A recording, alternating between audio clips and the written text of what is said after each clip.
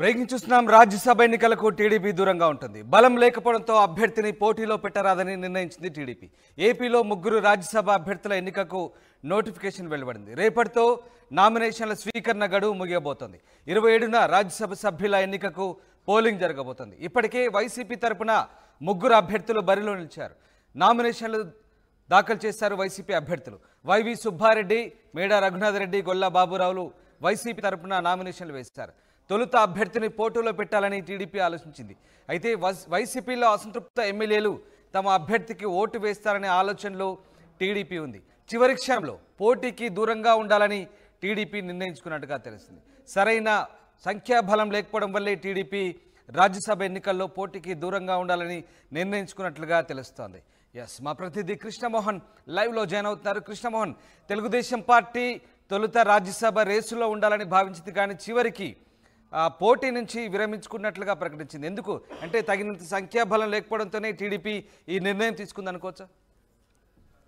రామదాస్, మొత్తం మీద అయితే యాక్చువల్ గా తెలుగుదేశం రాజ్యసభ ఎన్నికల్లో మాత్రం మొదట పోటీ చేయాలనే ఉత్సాహాన్ని అయితే చూపించింది.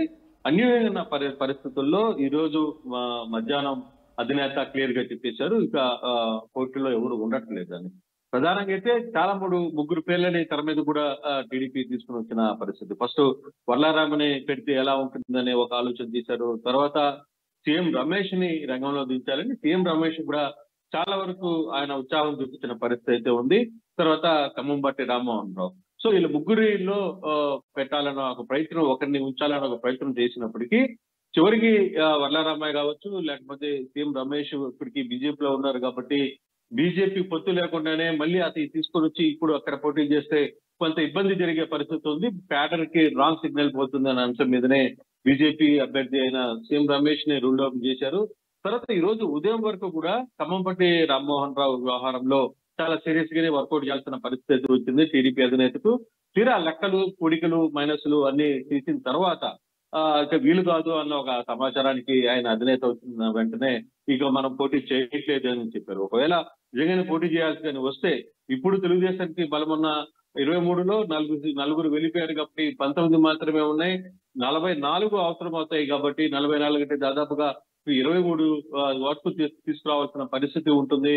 సో ఇటువంటి సిచ్యువేషన్స్ లో కష్టం అవుతుంది. ఎందుకంటే ఇప్పటికే వైసీపీ సంబంధించిన ఆ డౌట్ ఉన్న ఎవరైతే సీట్లు రిజెక్ట్ అయిన ఎమ్మెల్యేలందరినీ ఇప్పటికే క్యాంపులకు తరలించేసింది వైసీపీ.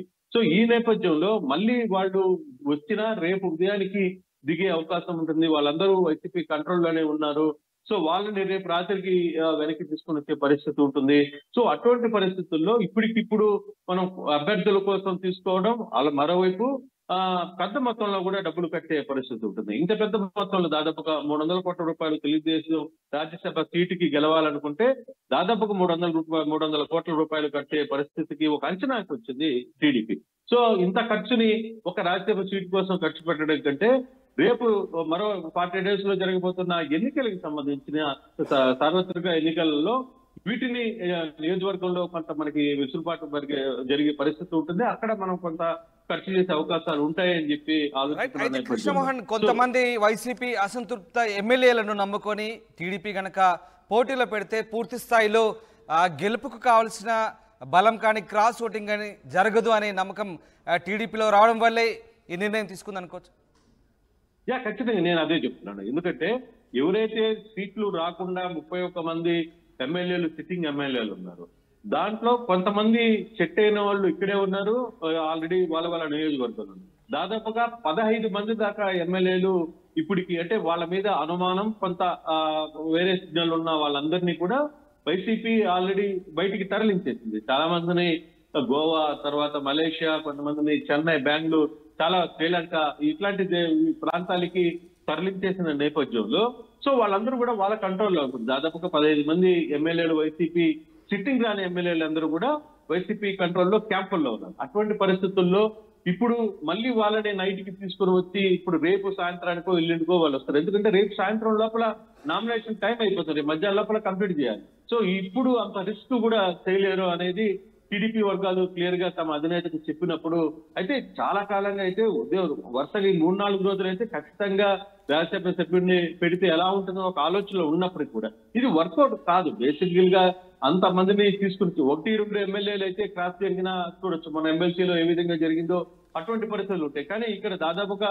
25 ఎమ్మెల్యేలని తీసుకురావాల్సిన పరిస్థితి ఉంది. అంతమంది ఎమ్మెల్యేలని తీసుకుని వచ్చి వాళ్ళందరినీ హ్యాండిల్ చేయాలి. ఇప్పటికే చాలా ఖర్చుతో కూడుకున్న పని. మరోవైపు ఏంటి, వాళ్ళు ఆల్రెడీ వీళ్ళ కంట్రోల్లో లేరు. ఆల్మోస్ట్ వాళ్ళందరూ కూడా వైసీపీ కంట్రోల్లోనే ఉన్నారు స్టిల్ ఈ రోజు వరకు కూడా. సో అటువంటి పరిస్థితుల్లో ఇప్పుడు రాజ్యసభకి మనం పోటీ చేసి నవ్వులు పాడడం తప్పితే ఇంకా వేరే అవకాశం ఉండదు. కాబట్టి సో ఖచ్చితంగా మనం పోటీ చేయకుండా విరమించుకోవడమే మంచిది అని చెప్పి నిర్ణయానికి వచ్చినట్టుగా అయితే రేపటికి నామినేషన్ల గడువు ముగియబోతుంది. ఇక ఆ ముగ్గురు వైసీపీ అభ్యర్థులు వైవి సుబ్బారెడ్డి కావచ్చు, అలాగే మేడా కావచ్చు, గొల్లా బాబురావు కావచ్చు, వీళ్ళంతా కూడా ఈ ముగ్గురి ఎన్నిక ఇక దాదాపు లాంఛనమే అనుకోవచ్చా? రేపటితో ఇక ఈ 3 నామినేషన్లు మాత్రం ఉండబోతున్నాయి. ఖచ్చితంగా మిగిలిన 3 నామినేషన్లే కాబట్టి మేడ కావచ్చు, లేకపోతే గొల్ల కావచ్చు, లేకపోతే వైవి కావచ్చు, వీళ్ళ ముగ్గురు పరిస్థితులు 3 క్లియర్ అయిపోయినాయి. సో ఆల్మోస్ట్ ఆల్ వీళ్ళ ముగ్గురు కూడా రాజ్యసభగా సభ్యులుగా ఎన్నిక కాబోతున్నారు. ఎక్కడ పోటీ జరిగే పరిస్థితి అయితే ఉండదు. పోటీ లేదు కాబట్టి డెఫినెట్ గా ఇప్పుడు జరుగుతున్న ముగ్గురికి లాంఛనమే. ఇంకా వాళ్ళ ప్రక్రియ యాజకులు సజావుగా జరిగే పరిస్థితి అయితే కనబడుతుంది. కానీ ఇప్పటికిప్పుడు తెలుగుదేశం ఉదయం వరకు కూడా కొంత ఆలోచనలో ఉన్నప్పటికీ కూడా కానీ ఎక్కడ అవసరం ఇక చేయి జారిపోయింది. ఇప్పటికే టైం లేదు. రేపు మధ్యాహ్నం లోపల అభ్యర్థిని తీసుకోవాలి, తర్వాత వాళ్ళ అనుకున్న ఎమ్మెల్యేల బలాన్ని సమకూర్చుకోవాలి.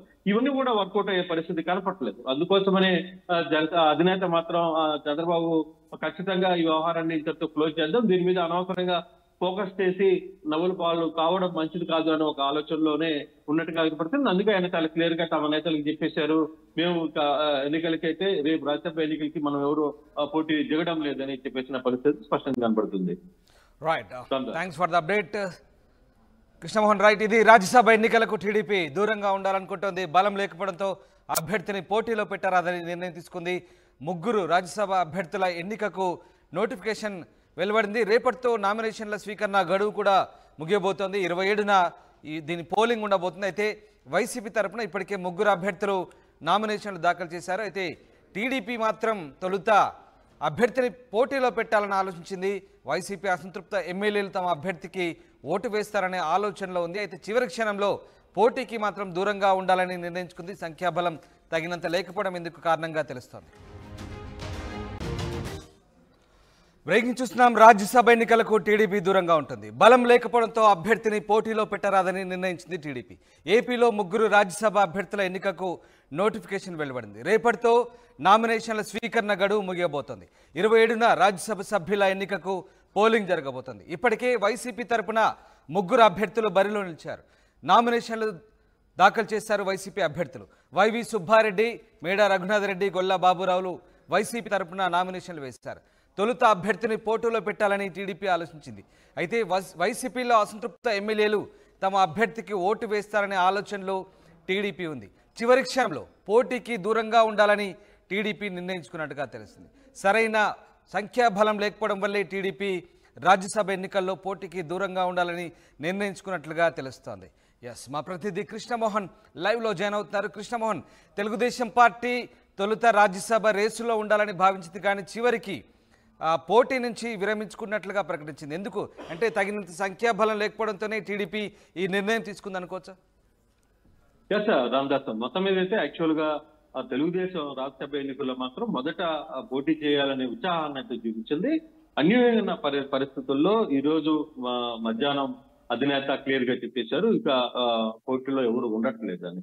ప్రధానంగా అయితే చాలా ముగ్గురు పేర్లని తెర మీద కూడా టీడీపీ తీసుకుని వచ్చిన పరిస్థితి. ఫస్ట్ వర్లారామని పెడితే ఎలా ఉంటుందనే ఒక ఆలోచన చేశారు. తర్వాత సీఎం రమేష్ ని రంగంలో దించాలని సీఎం రమేష్ కూడా చాలా వరకు ఆయన ఉత్సాహం చూపించిన పరిస్థితి అయితే ఉంది. తర్వాత ఖమ్మంబట్టి రామ్మోహన్ రావు. సో వీళ్ళ ముగ్గురిలో పెట్టాలన్న ఒక ప్రయత్నం, ఒకరిని ఉంచాలన్న ఒక ప్రయత్నం చేసినప్పటికీ చివరికి వర్లారామయ్య కావచ్చు, లేకపోతే సీఎం రమేష్ ఇప్పటికి బీజేపీలో ఉన్నారు కాబట్టి బీజేపీ పొత్తు లేకుండానే మళ్ళీ అతను తీసుకొని వచ్చి ఇప్పుడు అక్కడ పోటీ చేస్తే కొంత ఇబ్బంది జరిగే పరిస్థితి ఉంది. ప్యాడర్ కి రాంగ్ సిగ్నల్ పోతుంది అనే అంశం మీదనే బీజేపీ అభ్యర్థి అయిన సీఎం రమేష్ ని రూల్ అవుట్ చేశారు. తర్వాత ఈ రోజు ఉదయం వరకు కూడా ఖమ్మంపట్టి రామ్మోహన్ రావు వ్యవహారంలో చాలా సీరియస్ గానే వర్కౌట్ చేయాల్సిన పరిస్థితి వచ్చింది టీడీపీ అధినేతకు. తీరా లెక్కలు పొడికలు మైనస్లు అన్ని తీసిన తర్వాత ఇక వీలు కాదు అన్న ఒక సమాచారానికి ఆయన అధినేత వచ్చిన వెంటనే ఇక మనం పోటీ చేయట్లేదు అని చెప్పారు. ఒకవేళ నిజంగానే పోటీ చేయాల్సి కానీ వస్తే ఇప్పుడు తెలుగుదేశానికి బలమున్న 23లో నలుగురు వెళ్ళిపోయారు కాబట్టి 19 మాత్రమే ఉన్నాయి. 44 అవసరం అవుతాయి కాబట్టి 44 అంటే దాదాపుగా 23 వరకు తీసుకురావాల్సిన పరిస్థితి ఉంటుంది. సో ఇటువంటి సిచ్యువేషన్స్ లో కష్టం అవుతుంది. ఎందుకంటే ఇప్పటికే వైసీపీ సంబంధించిన ఆ డౌట్ ఉన్న ఎవరైతే సీట్లు రిజెక్ట్ అయిన ఎమ్మెల్యేలందరినీ ఇప్పటికే క్యాంపులకు తరలించేసింది వైసీపీ. సో ఈ నేపథ్యంలో మళ్ళీ వాళ్ళు వచ్చినా రేపు ఉదయానికి దిగే అవకాశం ఉంటుంది. వాళ్ళందరూ వైసీపీ కంట్రోల్లోనే ఉన్నారు. సో వాళ్ళని రేపు రాత్రికి వెనక్కి తీసుకుని వచ్చే పరిస్థితి ఉంటుంది. సో అటువంటి పరిస్థితుల్లో ఇప్పటికిప్పుడు మనం అభ్యర్థుల కోసం తీసుకోవడం, అలా మరోవైపు పెద్ద మొత్తంలో కూడా డబ్బులు కట్టే పరిస్థితి ఉంటుంది. ఇంత పెద్ద మొత్తంలో దాదాపుగా 300 కోట్ల రూపాయలు తెలుగుదేశం రాజ్యసభ సీటుకి గెలవాలనుకుంటే దాదాపుగా 300 కోట్ల రూపాయలు కట్టే పరిస్థితికి ఒక అంచనాకి వచ్చింది టీడీపీ.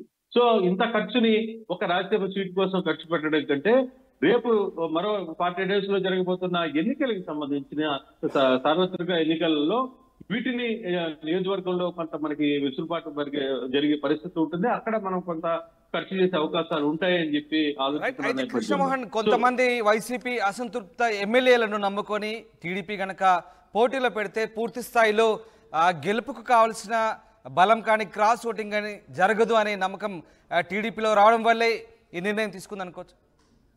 ఖచ్చితంగా నేను అదే చెప్తున్నాను. ఎందుకంటే ఎవరైతే సీట్లు రాకుండా 31 మంది ఎమ్మెల్యేలు సిట్టింగ్ ఎమ్మెల్యేలు ఉన్నారు, దాంట్లో కొంతమంది సెట్ అయిన వాళ్ళు ఇక్కడే ఉన్నారు, ఆల్రెడీ వాళ్ళ నియోజకవర్గంలో దాదాపుగా 15 మంది దాకా ఎమ్మెల్యేలు ఇప్పటికి అంటే వాళ్ళ మీద అనుమానం కొంత వేరే సిగ్నల్ ఉన్న వాళ్ళందరినీ కూడా వైసీపీ ఆల్రెడీ బయటికి తరలించేసింది. చాలా మందిని గోవా, తర్వాత మలేషియా, కొంతమందిని చెన్నై, బెంగళూరు, చాలా శ్రీలంక ఇట్లాంటి ప్రాంతాలకి తరలించేసిన నేపథ్యంలో సో వాళ్ళందరూ కూడా వాళ్ళ కంట్రోల్లో ఉంటుంది. దాదాపుగా 15 మంది ఎమ్మెల్యేలు వైసీపీ సిట్టింగ్ రాని ఎమ్మెల్యేలు అందరూ కూడా వైసీపీ కంట్రోల్లో క్యాంపుల్లో ఉన్నారు. అటువంటి పరిస్థితుల్లో ఇప్పుడు మళ్ళీ వాళ్ళని నైట్కి తీసుకుని వచ్చి ఇప్పుడు రేపు సాయంత్రానికో ఎల్లుండికో వాళ్ళు వస్తారు. ఎందుకంటే రేపు సాయంత్రం లోపల నామినేషన్ టైం అయిపోతుంది, మధ్యాహ్నం లోపల కంప్లీట్ చేయాలి. సో ఇప్పుడు అంత రిస్క్ కూడా చేయలేరు అనేది టీడీపీ వర్గాలు క్లియర్ గా తమ అధినేతకు చెప్పినప్పుడు అయితే చాలా కాలంగా అయితే వరుసగా 3-4 రోజులు అయితే ఖచ్చితంగా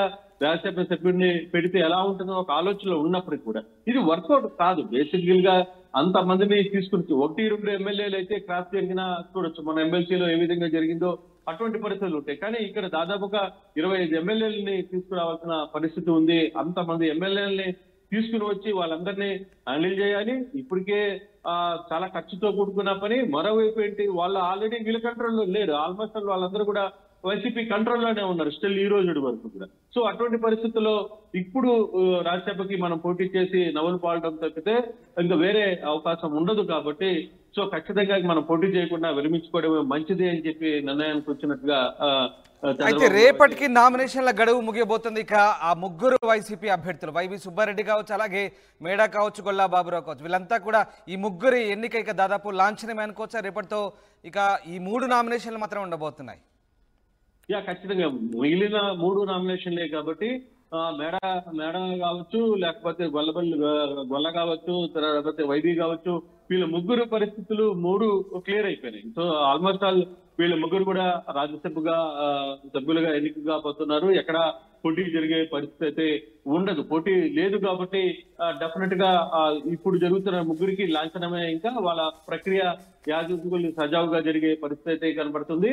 కానీ ఇప్పటికిప్పుడు తెలుగుదేశం ఉదయం వరకు కూడా కొంత ఆలోచనలో ఉన్నప్పటికీ కూడా కానీ ఎక్కడ అవసరం ఇక చేయి జారిపోయింది. ఇప్పటికే టైం లేదు. రేపు మధ్యాహ్నం లోపల అభ్యర్థిని తీసుకోవాలి, తర్వాత వాళ్ళ అనుకున్న ఎమ్మెల్యేల బలాన్ని సమకూర్చుకోవాలి. ఇవన్నీ కూడా వర్కౌట్ అయ్యే పరిస్థితి కనపట్లేదు. అందుకోసమనే అధినేత మాత్రం చంద్రబాబు ఖచ్చితంగా ఈ వ్యవహారాన్ని ఇంతటితో క్లోజ్ చేద్దాం, దీని మీద అనవసరంగా ఫోకస్ చేసి నవ్వుల పాలు కావడం మంచిది కాదు అనే ఒక ఆలోచనలోనే ఉన్నట్టుగా కనపడుతుంది. అందుకే ఆయన చాలా క్లియర్ గా తమ నేతలకు చెప్పేశారు, మేము ఎన్నికలకైతే రేపు రాజ్యసభ ఎన్నికలకి మనం ఎవరు పోటీ దిగడం లేదని చెప్పేసిన పరిస్థితి స్పష్టంగా కనపడుతుంది. Right, thanks for the update. Krishnamohan right, ఇది రాజ్యసభ ఎన్నికలకు టీడీపీ దూరంగా ఉండాలనుకుంటోంది. బలం లేకపోవడంతో